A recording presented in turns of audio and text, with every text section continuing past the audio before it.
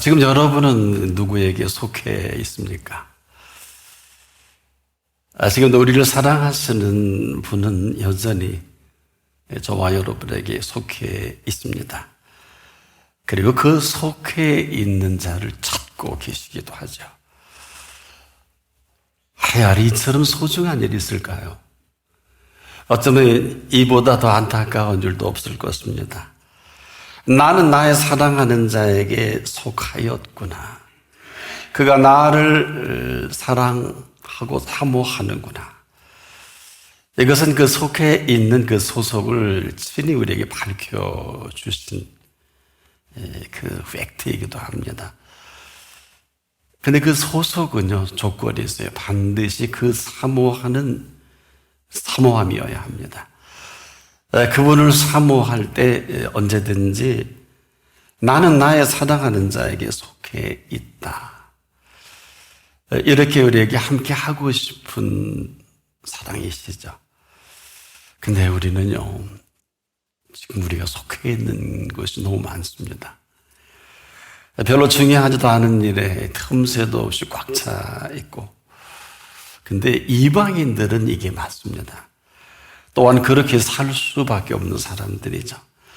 그러면서 저와 여러분 오늘은 이 소속이 달라진 사람들입니다.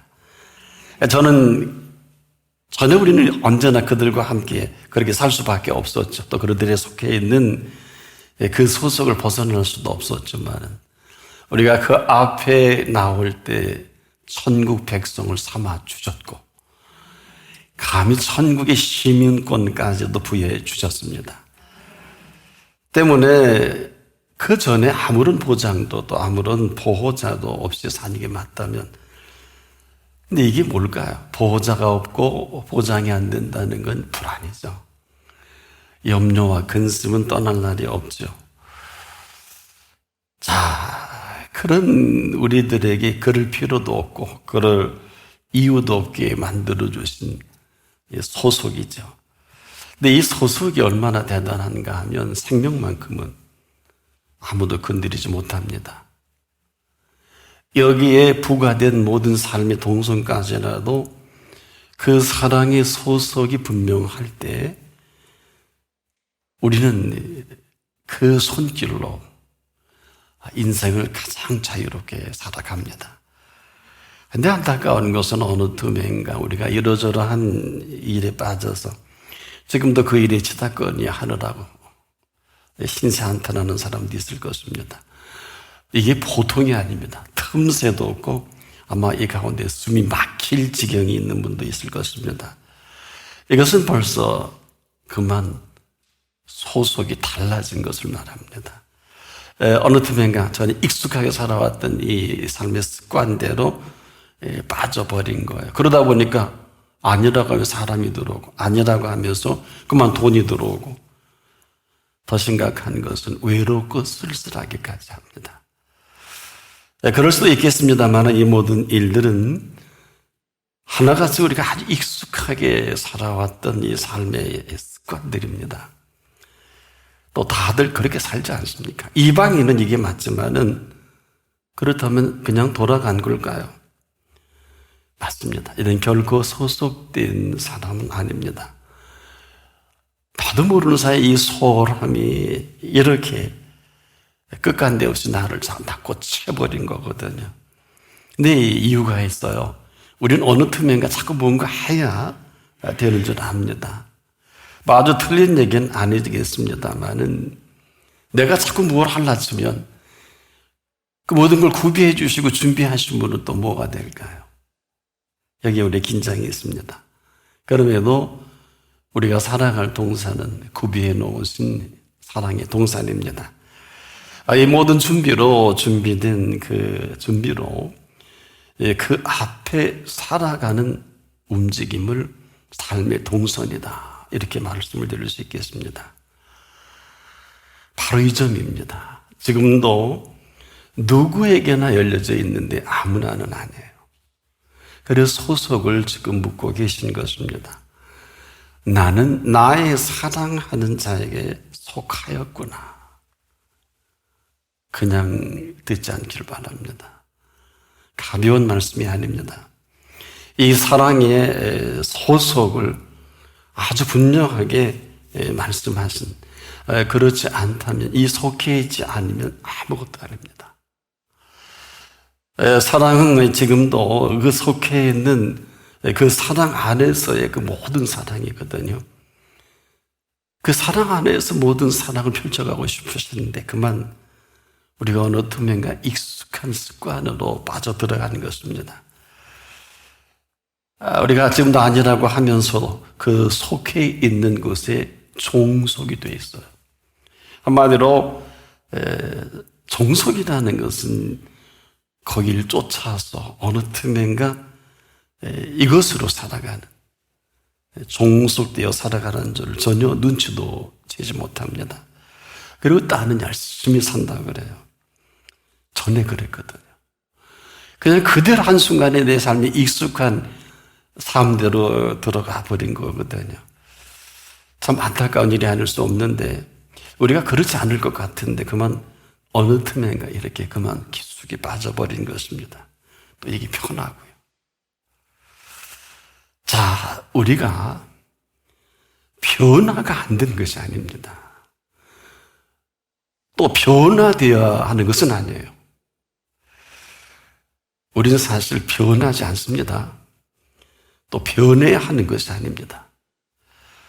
오직 저나 여러분이나 그 소속이 달라진 것을 말합니다. 우리가 속해 있는 그 소속이 달라진 그 모든 삶을 살아가는 것뿐입니다. 여러분, 이처럼 심각한 게 어디 있을까요? 그냥 달라진 소속으로 살아가는 거예요. 뭘 하긴 뭘 해요. 이 사실이 사실이냐 아니냐, 이것이 나를 지탱하느냐 안 하느냐, 그래서 한순간에 무너져 버립니다. 이 삶의 실체거든요. 아무도 안 가르쳐줍니다. 그냥 이 사실이 아니면 그냥 수렁이에요. 이 사실이 사실이 될 때만이 그 삶의 동선이 펼쳐지는 것이죠. 그래서 우리에게 쓸데없는 러브스토리는 별로 의미가 없어요.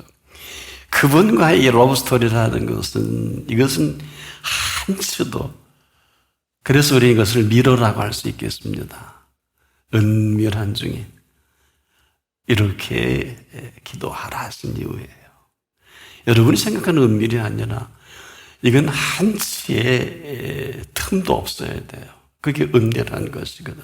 근데 그렇게 기도 안 합니다. 혹시 여러분에게 존경하는 부모님께 인생사에 대단히 중요한 일은 은밀한 중에 하지요? 그 이상입니다. 또 가족 단위에도 여러분 소중한 분께 대단히 소중한 얘기는 은밀한 중에 하지 거리에서 나팔 불지 않지요. 이게 뭐겠습니까? 아직도 우리는 그분을 사랑하지 않는다.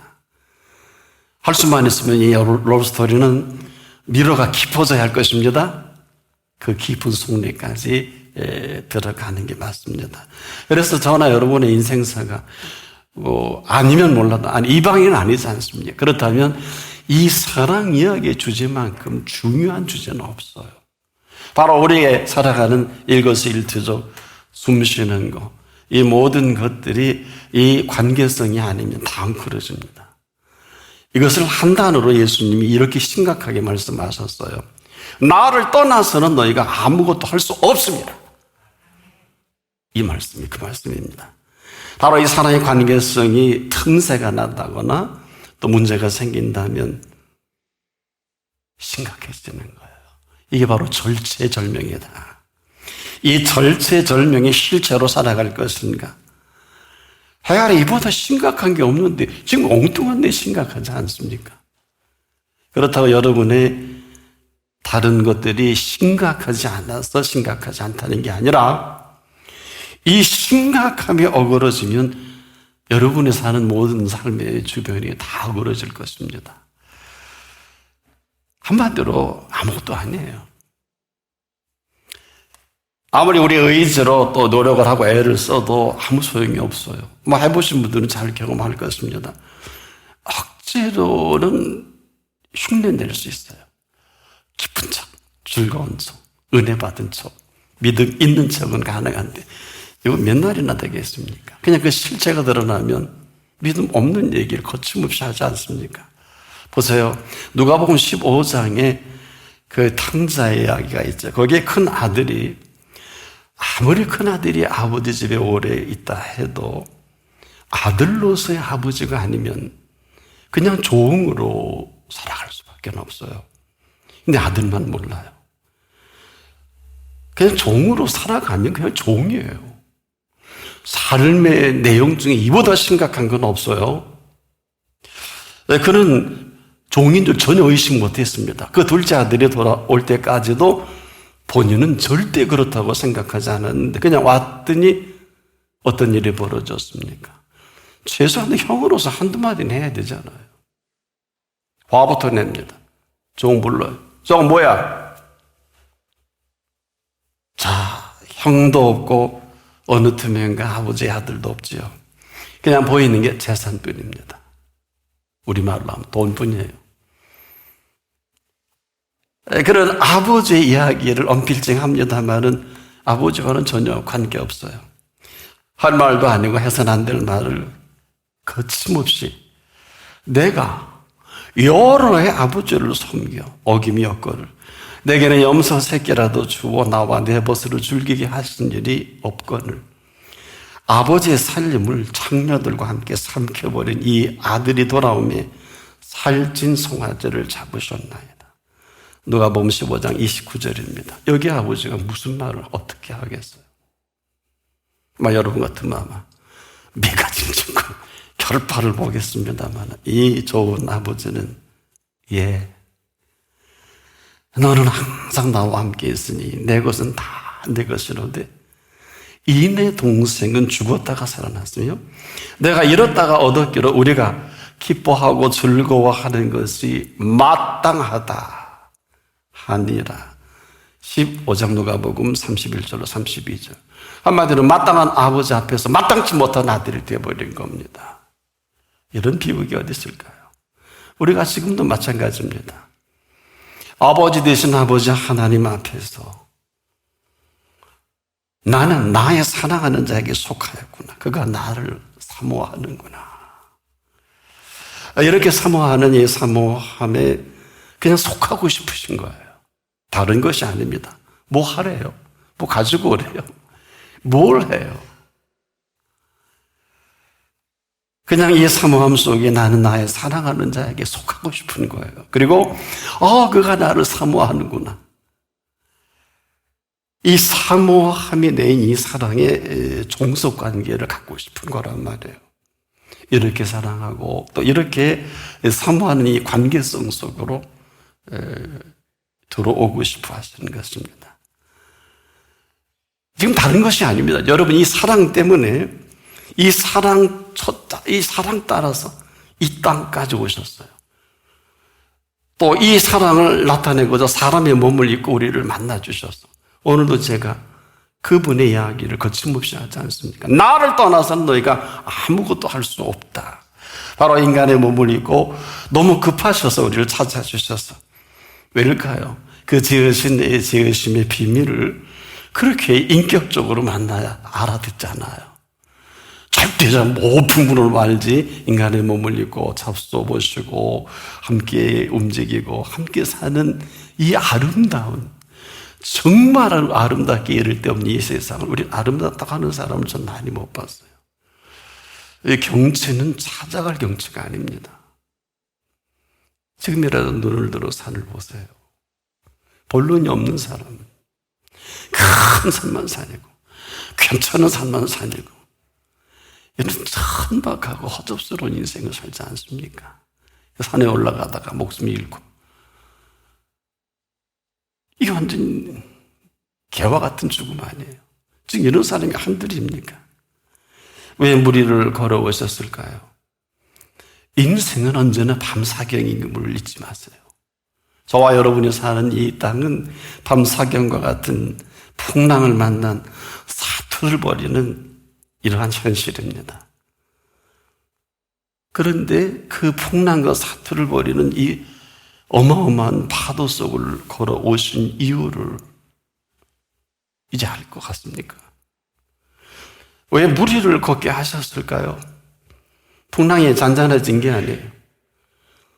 안 죽으려고 지금 베드로를 비롯해서 붙들고 난리인데, 베드로가 그래도 그 음성 듣고 누십니까? 만약에 주시면 나를 오라 하소서. 내가 무리를 걷겠습니다. 오라. 배에서 내려와 무리를 걸으면 깨어나오십니다. 아직도 모르시겠습니까? 아직 안 끝났죠. 풍랑이 베드로가 무리를 걷는다고 해서 잔잔해진 게 아니고, 설령 풍랑이 잔잔해지지 않아도 관계할 것이 없는 것은 주님 그 배에 오르시면 끝났잖아요. 뭐 그렇게 겁을 내세요? 이 팩트만큼 중요한 팩트는 이 땅에 없어요. 여러분 삶이 얼마나 심각한지 아무도 모릅니다. 여러분도 잘 모르실 거예요. 만약에 그렇다면 이 심각함을 가장 심각하게, 가장 적확하게, 가장 정확하게 아시는 분께 여쭙는 게 맞잖아요. 안 그렇잖아요. 이 얼마나 심각한지 예수님만큼 아는 분이 없어요. 여러분은 이런 말씀을 굉장히 고상하게 들으셨을 거예요. 어느 분은 이런 얘기할 때마다 졸도 나고요. 무엇을 먹을까? 무엇을 마실까? 무엇을 입을까 하지 말라. 참 구태연합니까?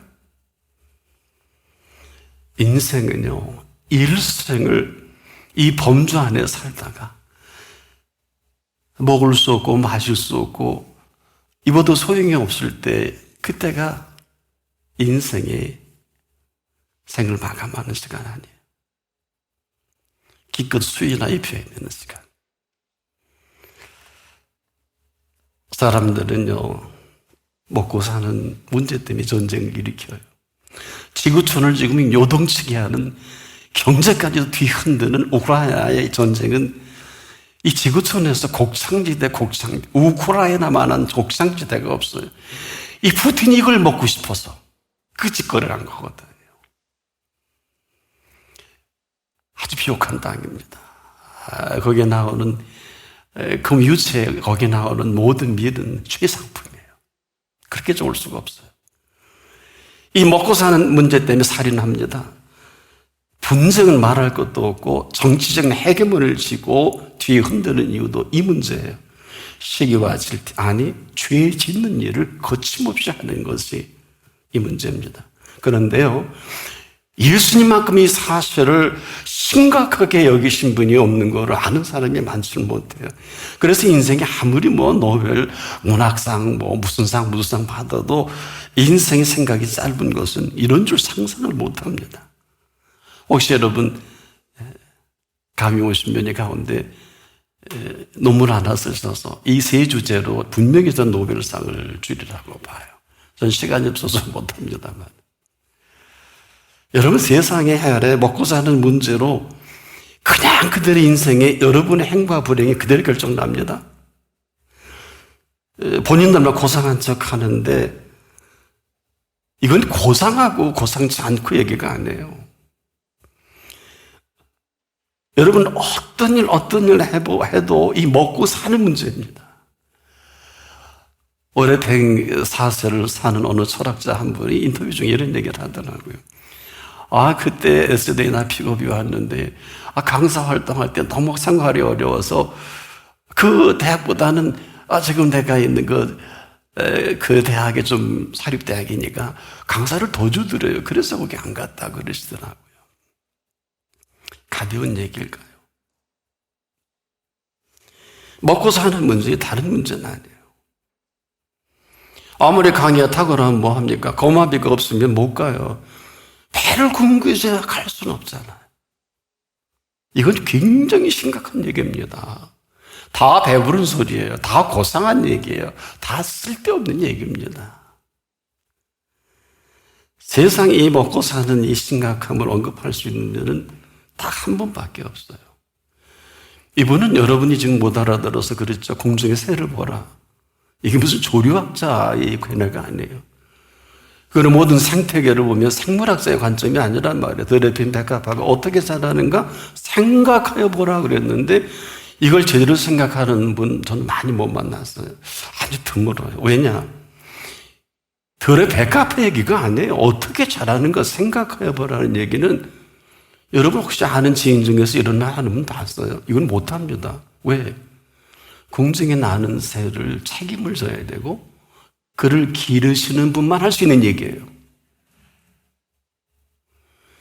여러분 생화는 조화와 비교할 수는 없는 이유가 뭐이겠습니까? 생화는 못 만들어요. 조화는 얼마든지 만들어요. 이건 지금도 창조적 관점이 아니면 한마디로 그 백합화를 피워내는 실력자가 아니면 아이 그 얘기 누가 들어요? 저러다 안 듣겠어요. 웃고 말죠. 이거 꼴값하는 거 아니에요? 많은 척을 해요. 아무리 조리학자가 공중에 나는 새를 설명해도 저는 안 듣겠어요. 개화에 대해서 공부하는 걸 듣겠습니까? 본질의 얘기를 듣겠습니까? 이건 여러분의 몫입니다. 썰이라 그러죠, 요즘에. 이미 썰 타는 시대 아니에요. 여러분, 본질은 설명이 필요 없습니다. 금덩어리는 무슨 설명이 필요해요? 진리가 무슨 설명이 필요해요? 혹시 궁금합니까? 진리는 반드시 진리를 말하는 사람은 책임을 집니다. 진리가 뭔지 아십니까? 이렇게 되면 설명이 돼요. 그래서 진리를 알지니 진리가 그랬어요. 너희를 자유케 하리라. 이게 다예요. 근데 무슨 썰을 풉니까, 여기? 여러분, 진리에 대해서는 천재이실 거예요. 이게 무슨 의미가 있어요? 진리인 예수도 모르신 주제예요. 이렇게 된단 말이에요. 그러니까 우리가 일평생 이런 문제를 고민하고 하는 게 우리들의 얘기 아니야. 뭐 하나님의 뜻이 어디 있을까? 뭐 이렇게 하는데 하나님은 나를 왜 이렇게 내버려 두실까? 진짜인지 아닌지 확인해 보셨어요? 아마 여러분 같아서 아브라함이 25년 동안 기다리다가 아마 집 수만 채를 태워버렸을 거예요, 홧김에. 아니, 아들 하나 주면 다음에 나오는 게 정상 아니에요? 이거는 25년 동안 아들 하나 준다는 걸로 따라왔는데 이게 뭐예요? 4300년 전입니다. 족장시대, 우린 고조선시대. 단군 신화가 태동하던 때 아닙니까? 우리 지금 서기에다 2333년을 더하면 단군이 태어났다고 그렇게 얘기를 하잖아요. 그냥 나와요. 여러분, 그 시대입니다. 근데도 전 세계인들은 지금 이 메소포타미아 지역에 갈대오를 중심한 유프라디스 티그리스 강의 모든 수메르 문명에 집중되어 있어요. 한번 말씀드렸죠. 인류의 모든 문화와 문명은 아브라함이 들려준 음성으로 다 펼쳐지고 있습니다. 3대 종교를 장악하지 아브라함이. 장악하려 한 의도는 없었는데 무슬림들은 이스마엘이 자기 시조라고 그러고 유대인들은 네가 아브라함보다 크냐고 예수님께 대거리 했잖아요. 기독인 크리스찬들은 아브라함을 지으신 이전에 보좌에 계신 예수 그리스도를 믿습니다. 여러분 참 행운아예요. 창조주시잖아요. 이 3대 종교가 지금 전 인류를 장악하고 있잖아요. 근데 왜 아브라함에 대해서는 답을 안 하세요? 이런 거예요. 지금 돈이 있어도 먹을 것이 없는, 여러분 우리가 분명히 흔히 그러죠. 이 돈과 먹을 것이 있으면 이 주제가 얼마나 심각하냐면 여러분 돈이 있어도요 먹을 것이 없는 사람이 있고 또 먹을 것은 많아도 먹을 수 없는 사람이 있어요. 어떡하실래요? 여기 혹시 그 가운데 그런 분 있습니까? 사람이 먹고 사는 문제는 단순한 문제가 절대 아닙니다. 뭘 모르는 사람들이 그저 돈만 벌면 그저 먹을 것만 있으면 이렇게 쉽게 얘기합니다만은 그렇지가 않은 것은 그렇지가 않기 때문에 그렇거든요. 궁중에 나는 새를 보라. 이 새를 키우시는 분만 이 얘기할 수 있고요. 들의 백합화가 어떻게 자라는가 생각하여 보라. 이 의미심장한 표현 속에 누가 이런 접근법으로 창조주 관점에서의 이 생물들을 키워낼 수 있겠네. 이 어마어마한 주제가 친히 오늘도 저와 여러분에게 묻고 있는 거예요.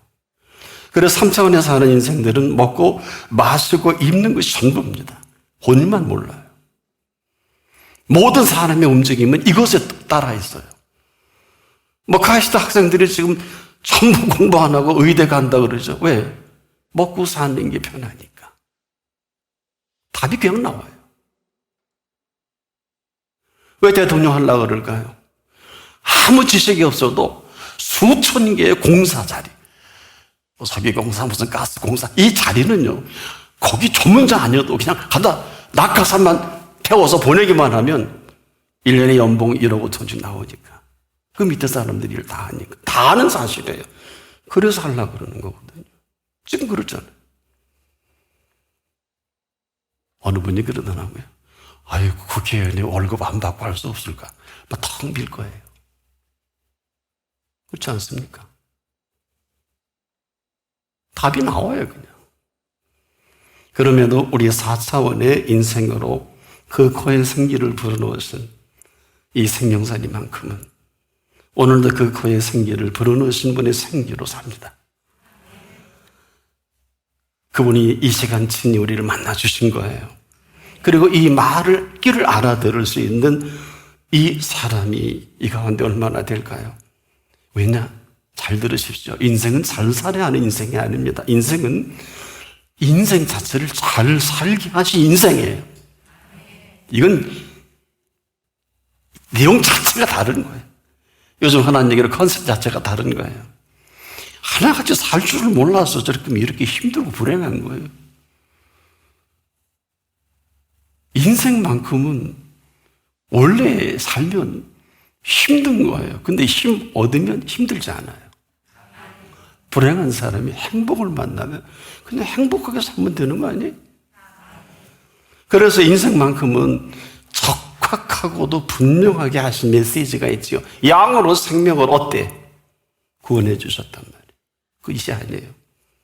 양으로 생명을 어때? 더 풍성하게 하려는 것이라. 6자, 하려는 것이라. 이게 없으면 힘도 지혜도 살기도. 이 생명사려는 이 두 컨셉이 만나야 돼요.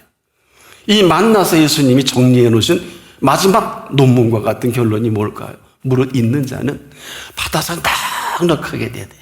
무릇 없는 자, 그 있는 것도 빼앗기라. 그래서 어려운 거예요.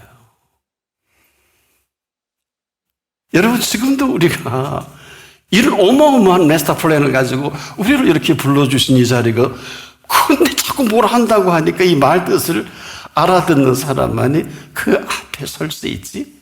이 말 뜻을 못 알아들으면 맨날 바쁜데. 예배 때도 그날 잔치도 해먹고 시집장가도 가고, 이거 그럴 일이 아니에요. 눈치가 있으면. 아니, 내 자녀와 새로운 새 식구들이 흥망성쇠가 달린 그 앞을 딱 가로채갖고 그분이 모시기에 저는 절대 행복하지 않다고 봐요. 이거 고상한 거부 아니에요? 1, 2년 대사라는 명분으로 아주 이게 고상한 거예요. 여러분도 지금 잔치하는데 옆에서 딱 큰 잔치 베풀어 보세요. 기분 좋아요? 기분의 문제가 아니라 잔치가 안 되잖아요.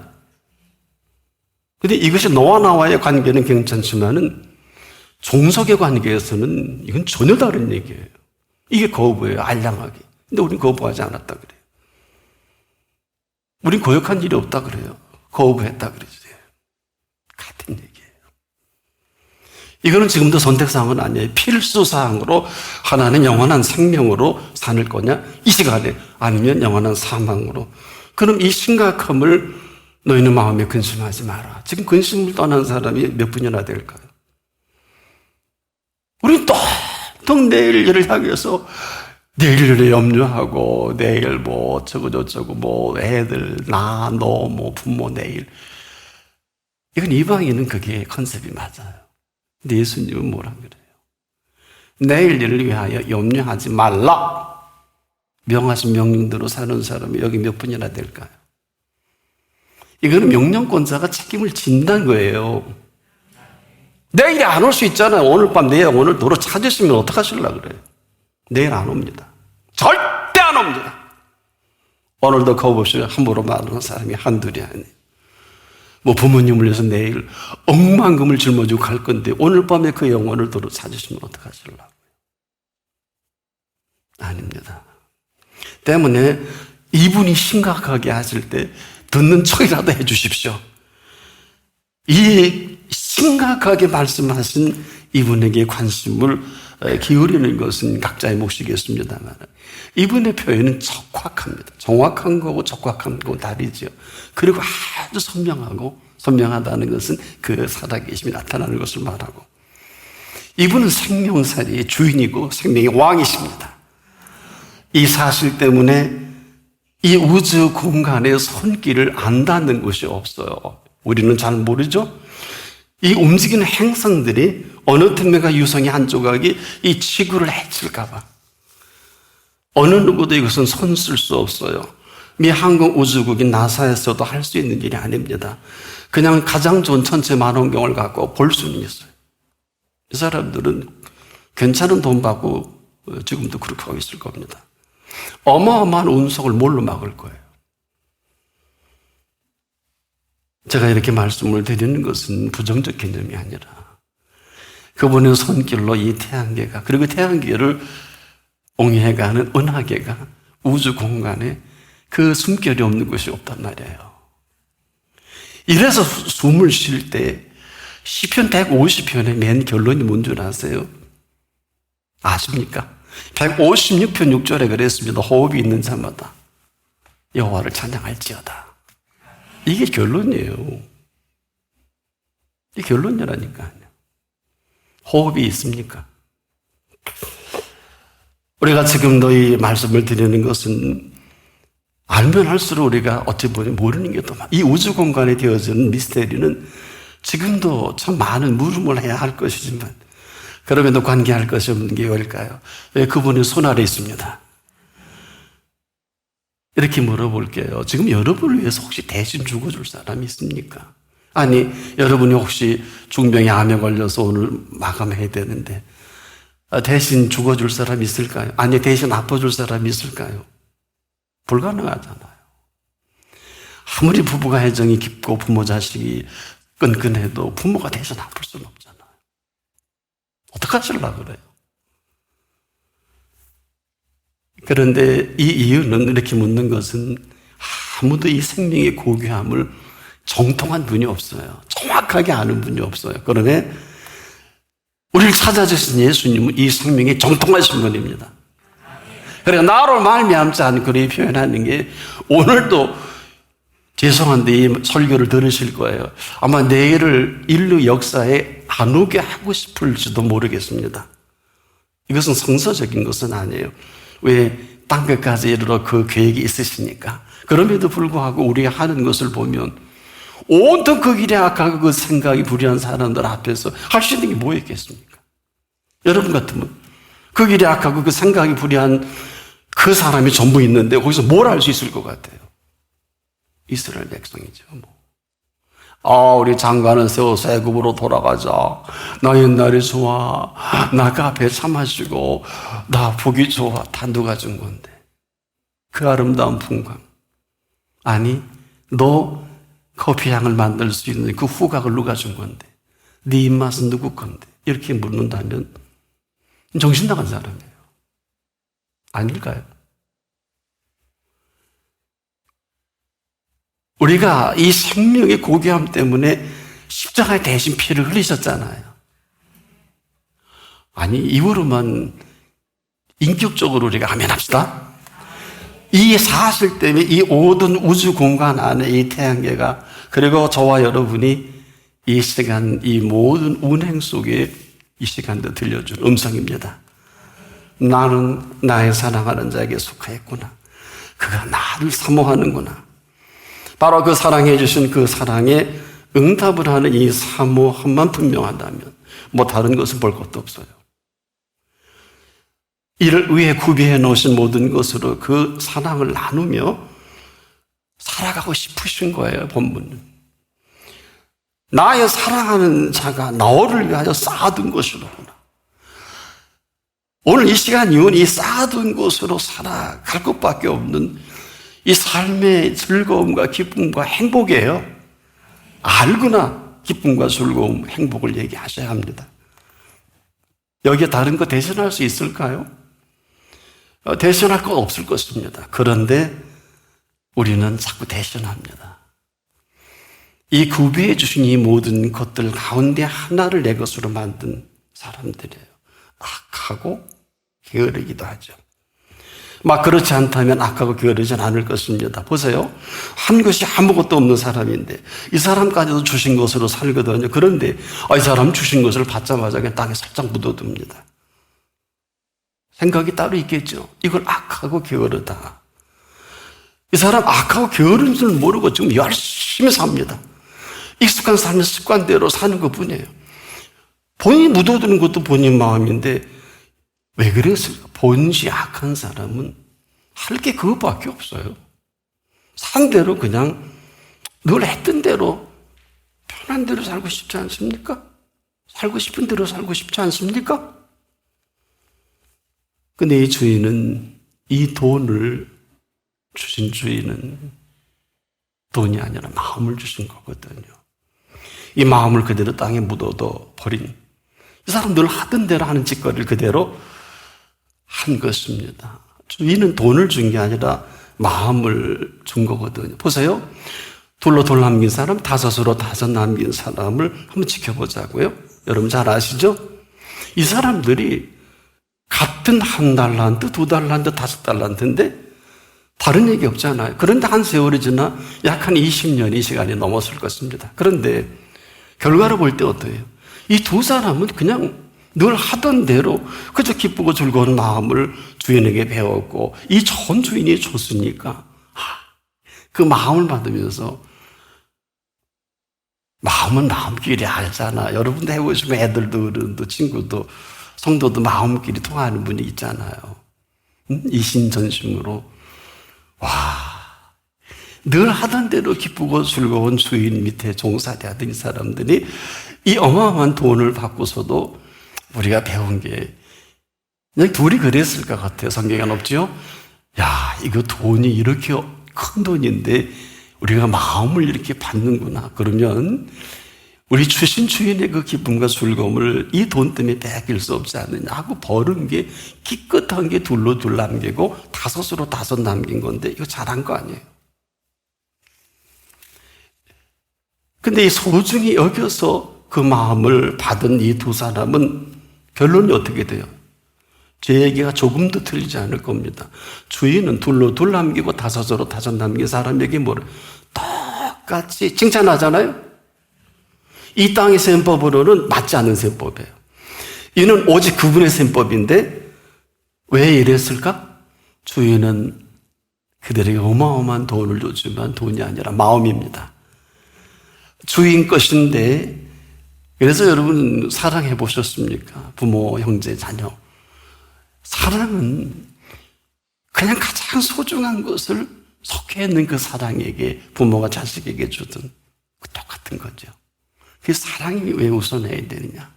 그래서 어마어마한 주인의 마음을 받은 이 두 사람은 그 시간 동안에 주인의 마음을 공유하면서 이미 그들 속에 주인이 늘 착하고 충성되어 여기셨고 그 가운데 이들은 기쁘고 즐거웠고 이렇게 한 모든 것들을 결론적으로 확인하신 시간이잖아요.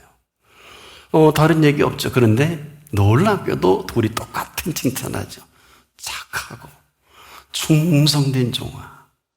이건 사랑의 관계성밖에 표현이 안 돼요. 가장 귀한 남편은, 귀한 제 아내는, 가장 귀하신 부모 아래에 있는 자녀는 늘 부모가 착하고 충성된다고 칭찬하지요? 이건 사랑의 열매예요. 자, 그런데 주인이 그걸 보고 너무 좋으신 거예요. 그래서 착하고 충성된 종아, 내가 지금 그렇게 작은 일에 그랬잖아요. 그 다음에 주인의 마음을 또 실어주는 이 플러스 알파의 이 비밀로 바라보는 두 사람인가 하면, 이 사람 한 사람은 악하고 게으른 사람은 돈을 돈으로 생각해서 그냥 묻어뒀단 말이에요. 여러분, 이 비유를 통해 우리가 놀라운 진리를 만나요. 무슨 진리일까? 네게 있어서 돈이냐? 그 주인의 마음이냐? 답을 해보세요. 주인의 마음은 그 주인의 좋은 마음이 아니면 큰 돈을 주실 리가 없죠? 아니, 주지도 않을 겁니다. 그런데 이 한 달란트는 다 알아요. 야, 크게 그런 거 아는데 그래도 주인이 한턱 쏜 거예요. 마음을 쏟아부은 거예요. 돈이 아니, 역시 혹시나 했더니 뭐 역시나 하면서요. 참 보면 볼수록, 알면 알수록, 생각하면 생각할수록 참 악하지요. 가장 아름다운 사랑을 배신한 사람이에요. 이는 그 사랑에 속해 있는 사람이 아닙니다. 그러나 주에는 사모함 하나로 있으니까 그 사모함 때문에 주인의 마음을 쏟아 부은 사기 맞은 주인이에요. 그 이 사람 사기꾼이에요. 그냥 답이 나와요. 이 사람 사모함이 전부인 줄 알았거든요. 뭐 사하는 거나 말하는 거나 거짓된 그 사랑의 실체를 드러난 거란 말이에요. 그럴 필요도 없는데, 여러분, 어려운 게 아니에요. 지금도 우리가 나라에는 허물과 부족이 많아서 작든 크든 고마움과 감사로 사세요. 그러면 그럴 필요도 없어요. 근데 이 사람 고마움과 감사가 없어요. 항상 필요하고. 여러분, 불평이 왜 큰 죄인 줄 아세요? 너와 나와의 불평은 그럴 수 있겠지만 하나님 보시기에 저나 여러분이 그렇다면 용서하지 않을 거예요. 왜? 불평은 하나님을 평가하는 죄입니다. 이게 불평이에요. 원망은 그분을 저주하는 죄이기 때문에 큰 죄의 두 죄가.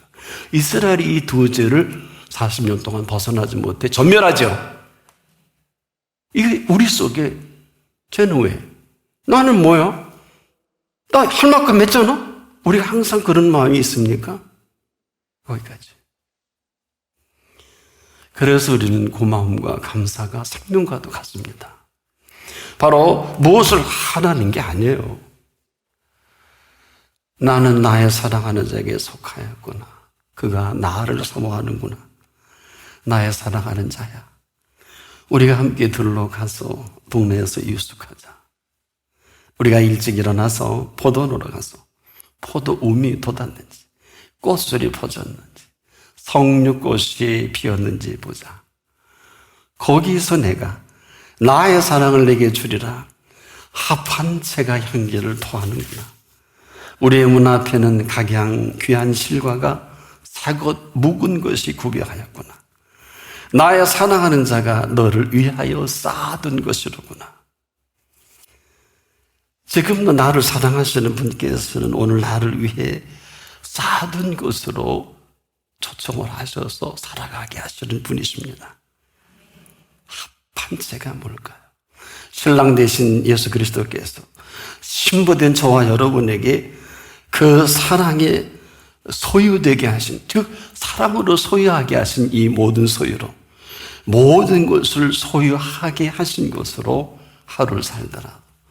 천년을 살아도 맛보지 못한 은총으로 우리를 살아가게 하신 이 사실대로 살아가시기를 바랍니다. 기도하겠습니다. 이런 줄도 모르고 삐지고 이런 줄도 모르고 원망하고 불평했음을 용서하소서. 그럼에도 다시 우리를 사모함 하나로 사랑이 소속된 자로 여겨주신 이 사실이 우리 생에 오늘도 이 모든 피조세계를 통치하시는 아버지 하나님만 되게 하옵소서. 예수 그리스도의 이름으로 기도합니다. 아멘.